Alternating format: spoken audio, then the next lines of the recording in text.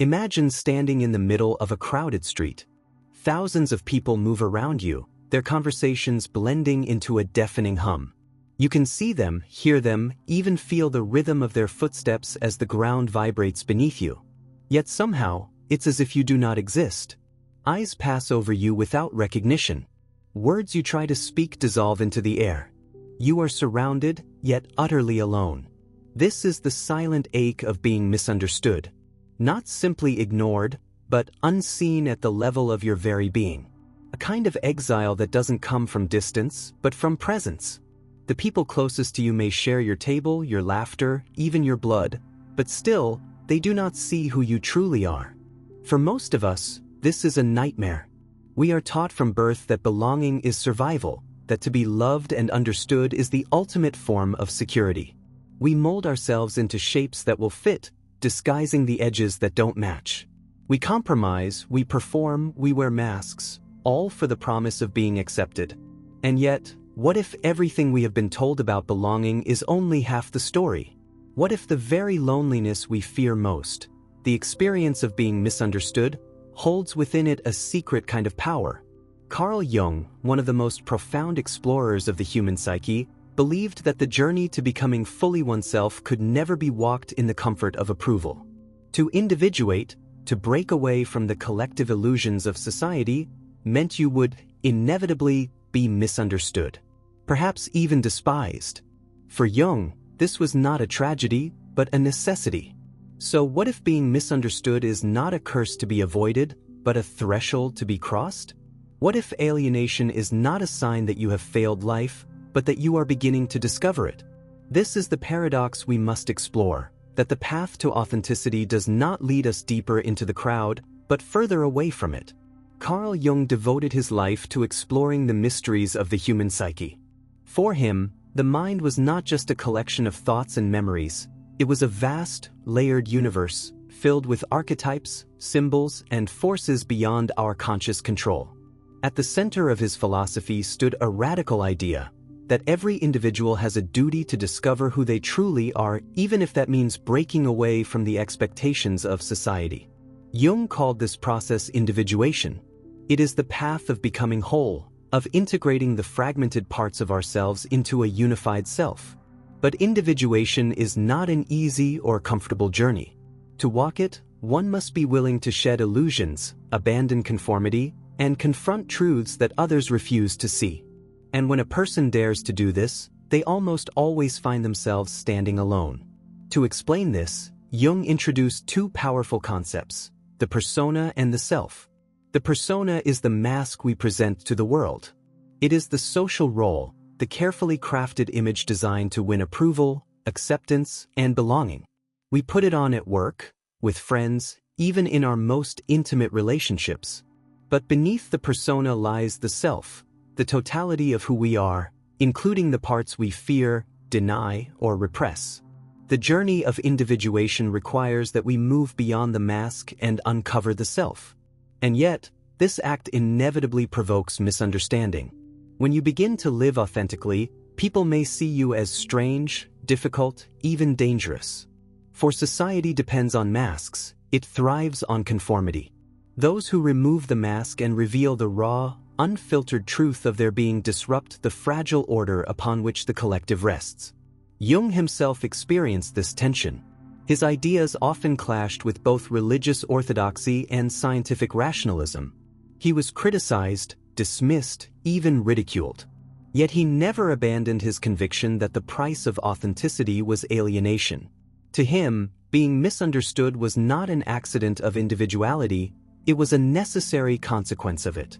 Jung warned that those who cling too tightly to their persona may be celebrated in the short term but remain empty in the depths of their soul. To live only through the mask is to betray the self. But those who endure the loneliness of being misunderstood, who dare to walk the path of individuation, begin to discover an inner strength that society cannot give and cannot take away. In Jung's philosophy, the outsider is not a failure. The outsider is simply someone who has chosen to step beyond illusion, and in doing so has taken the first step toward becoming whole. History has a haunting rhythm. Again and again, Those who dared to think differently, to question the unquestionable, were condemned in their own lifetimes, only to be exalted long after their voices had been silenced. The pattern is almost cruel in its predictability. Society first rejects, then ridicules, and finally reveres. Consider Socrates. In the bustling city of Athens, he wandered the streets asking unsettling questions. What is justice? What is virtue? What is truth?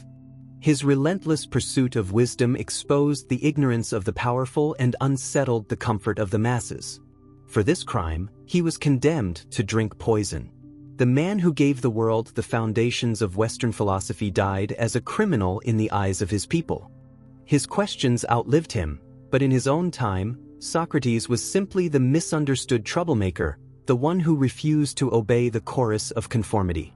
Centuries later, Friedrich Nietzsche found himself in a similar position.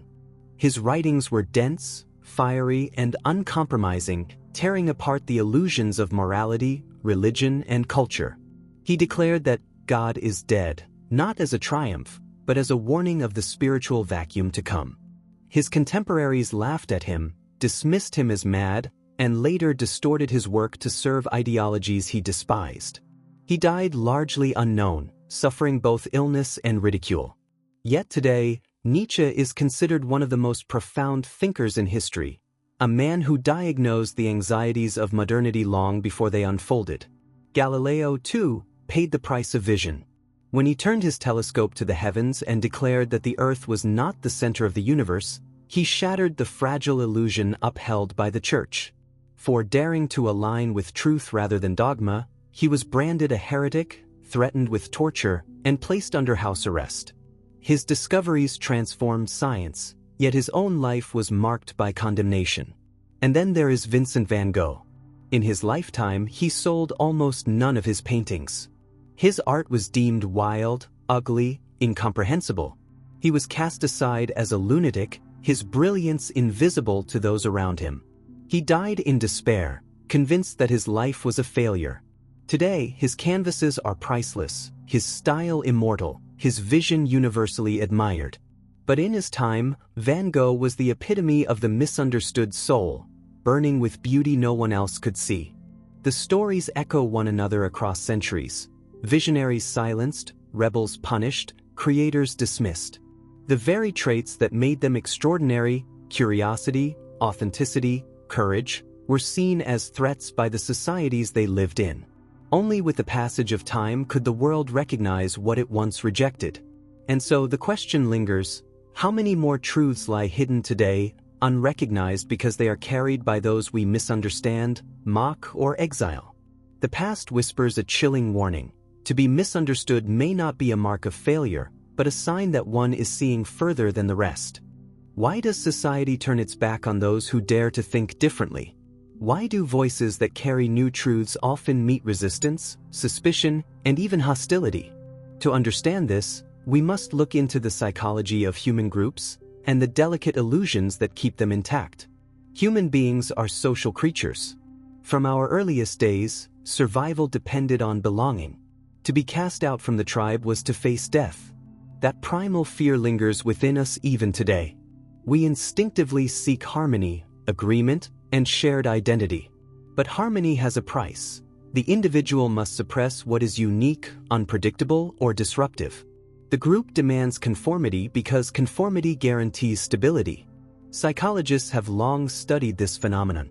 Groupthink describes how collectives unconsciously silence dissent to maintain consensus. The herd mentality shows how individuals will abandon their own judgment to follow the crowd.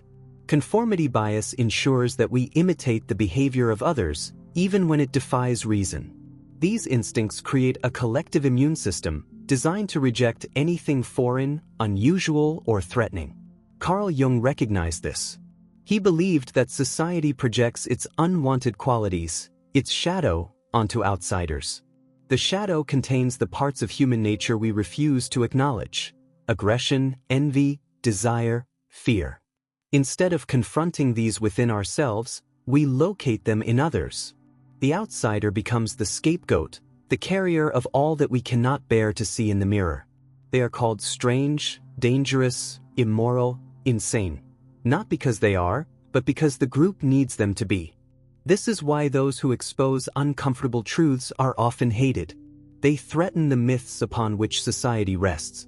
When Galileo said the Earth was not the center of the universe, he was not merely offering a scientific observation, he was shattering the illusion of cosmic certainty that gave people meaning.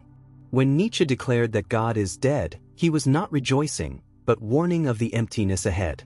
Both were met not with understanding, but with fear and rejection. The misunderstood disturb the equilibrium of the collective. They are reminders that reality is not as simple, stable, or safe as people would like to believe. And so, society responds with defense mechanisms: ridicule, condemnation, exile. These reactions are not accidental, they are psychological necessities.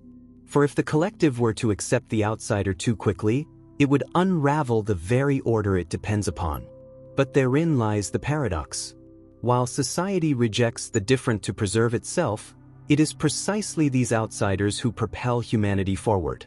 Their vision tears through illusion, forcing us to evolve. What is incomprehensible today often becomes wisdom tomorrow. Misunderstanding, then, is not just an accident of history, it is the psychological mechanism through which change enters the world. To be misunderstood is to be caught between two forces: the individual's call to authenticity and society's instinct for survival. It is a tension as old as humanity itself, and it ensures that those who see beyond the veil will always walk alone, at least for a time. Alienation is often romanticized in hindsight. We look at great thinkers and artists who once stood alone and imagine their solitude as noble, almost heroic. But the lived reality of being misunderstood is rarely so dignified. It is painful, raw, and terrifying. To be alienated is to sit in silence while the world moves without you. It is to speak words that others dismiss as nonsense. It is to reveal your inner truth and be met not with recognition, but with ridicule. The sting of laughter, the weight of rejection, the endless nights of wondering, am I wrong? Am I broken? What if no one ever understands me? This is the private torment of those who dare to step beyond the collective. Jung was clear: this suffering is not an accident, it is part of the process. Alienation strips away illusions of belonging. It exposes the fragility of the persona, the mask we once wore to be accepted. And in that exposure lies both pain and possibility. For without being forced to confront the emptiness of approval, we would never begin the deeper journey into authenticity. The struggle of alienation is an inner battle. On one side, the desire for safety, for the comfort of being accepted, loved, and understood. On the other, the pull of truth, the voice within that refuses to be silenced. The more one moves toward the truth, the more society withdraws its embrace. The more one clings to approval, the more distant one feels from oneself. This tension tears at the soul, demanding a choice. Those who endure this crucible often emerge transformed. Cut off from the comforts of belonging, they develop resilience. Stripped of external validation, they begin to create from authenticity rather than performance. Alienation becomes the fire in which clarity is forged. Freed from the need to please, their work, their vision, their very being takes on a depth that conformity could never produce. Consider Van Gogh in his loneliness, filling canvas after canvas despite ridicule and poverty. Or Nietzsche, writing with intensity while abandoned by friends and plagued by illness. Their isolation was not glamorous, it was agonizing. Yet from that agony came works of staggering beauty and truth. The very condition that threatened to destroy them also gave birth to their greatness. For Jung, this was the paradox. The fear of being misunderstood keeps most people chained to the persona. They would rather live a shallow life of approval than risk the anguish of alienation. But those who face that anguish, who refuse to retreat into the safety of masks, discover something extraordinary. They find a strength that no crowd can grant and no rejection can take away. The inner battle of alienation is not easy. It is riddled with doubt and pain. But it is also the initiation into true individuality. It is the test that separates a life lived for appearance from a life lived in truth. And those who endure it discover that the loneliness of being misunderstood is not the end of the journey, but the beginning of becoming fully human. There is a hidden cost to being understood by everyone. On the surface, it looks like safety, blending in, being accepted, never standing out. But beneath this mask lies a slow erosion of the soul. To always conform is to betray the deepest parts of yourself, to bury your raw individuality under layers of polite smiles and borrowed opinions. Jung warned that when the persona, the social mask we wear, becomes the whole of our identity, the true self disappears into shadow. What remains is a hollow image of a person, shaped not by inner truth but by the approval of the crowd. This shadow of conformity promises belonging but delivers emptiness. You may sit at the table, nodding along with conversations, echoing the values that society deems respectable. Yet deep down, an unease gnaws at you, the sense that something vital has been lost. The price of never being misunderstood is that you are never truly known. Acceptance becomes a prison, and the walls are built from your own silence. History shows us how entire cultures fall into this trap. When dissent is silenced, when people fear to step beyond the boundary of what is considered normal, society itself withers. Innovation stalls, art becomes shallow, politics stagnates. Totalitarian regimes thrive not because everyone believes, but because everyone conforms. The individual hides behind the persona, and the collective becomes an echo chamber. What looks like order is actually decay. On a personal level, the refusal to risk alienation breeds existential despair. The human spirit longs for authenticity, and when denied, it begins to fracture. People who live solely for acceptance may experience success, comfort, even admiration, but at night, when the performance ends, they feel the emptiness. They have avoided rejection, but in doing so, they have rejected themselves. Jung saw this failure as more than psychological discomfort. He saw it as a failure of life itself. To individuate, to grow into your full humanity, requires a confrontation with alienation. It requires standing in the wilderness of your own mind, unshielded by the approval of others. Those who avoid this journey may remain liked, even celebrated, but they never become whole. They live a half-life, chained by the very recognition they crave. This is why being misunderstood is not simply an unfortunate possibility. It is a requirement. Without it, we dissolve into conformity, shadows of what we might have been. The courage to endure alienation is the courage to exist as yourself. And without that courage, one is never truly alive. In the past, conformity was enforced by kings, priests, and governments. Today, it is enforced by something far more subtle and far more powerful: the algorithm. Social media has become the modern collective mind, shaping not only what we see, but how we think, feel, and act. It promises connection, yet its true function is control. The endless scroll is not neutral. It is designed to reward what fits in and punish what does not. Every like, share, and comment becomes a signal. Conform, and you will be seen. Deviate, and you will be erased.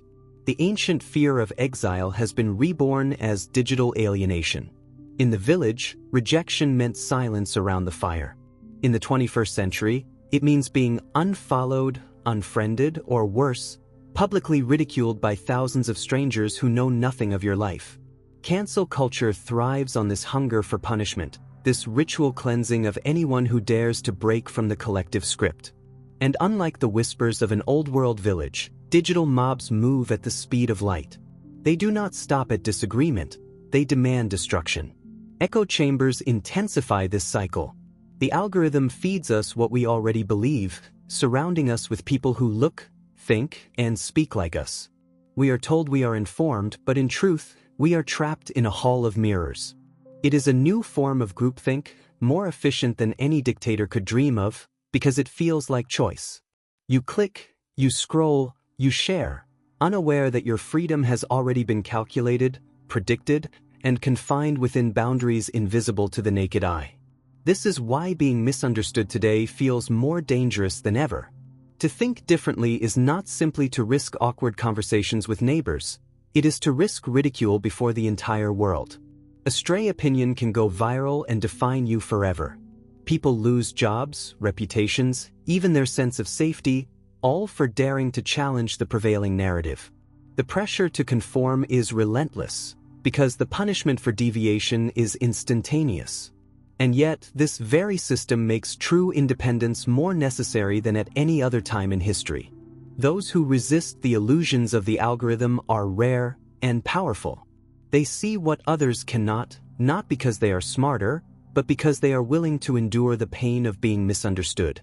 They refuse to trade their authenticity for the fleeting comfort of likes and digital applause. They recognize that real clarity often emerges in solitude, in the silence that comes when the crowd has turned away. The danger of conformity in the digital age is not only personal, it is civilizational. When billions of people think within the narrow confines of algorithmic approval, innovation dies. Truth becomes relative, reality bends to trending hashtags, and entire societies sleepwalk into control. The only antidote is courage, the courage to be out of sync, to be rejected, to stand apart. In a world where echo chambers define identity, the misunderstood individual is no longer a victim of alienation. They are a guardian of reality. There comes a moment when the pain of being misunderstood transforms into something else entirely. What once felt like exile becomes liberation. When you no longer bend yourself into shapes to please the crowd, you begin to taste the rarest form of freedom, the freedom from needing permission to exist as you are. This is the hidden power of alienation. It strips away illusions and leaves only what is essential. When the approval of others no longer dictates your choices, your vision clears. You see patterns invisible to those trapped in the endless pursuit of belonging. You create not for applause, but from necessity. You speak not for validation, but because silence would betray your soul. This is why so many who were once mocked and rejected became, in time, the ones who reshaped the world. They did not wait for understanding. They moved forward anyway. Carl Jung once said, "The privilege of a lifetime is to become who you truly are." To live this privilege requires a toll, the courage to be misunderstood. It is not a curse but a signal that you are breaking free from the mask, leaving behind the shallow comfort of conformity for the deeper waters of authenticity. Misunderstanding, then, is not evidence of failure. It is the proof of becoming real. The crowd will always resist those who step outside its rhythm. But in that resistance lies a gift. Every rejection strengthens resilience. Every dismissal sharpens clarity. Every moment of solitude becomes fertile ground for originality.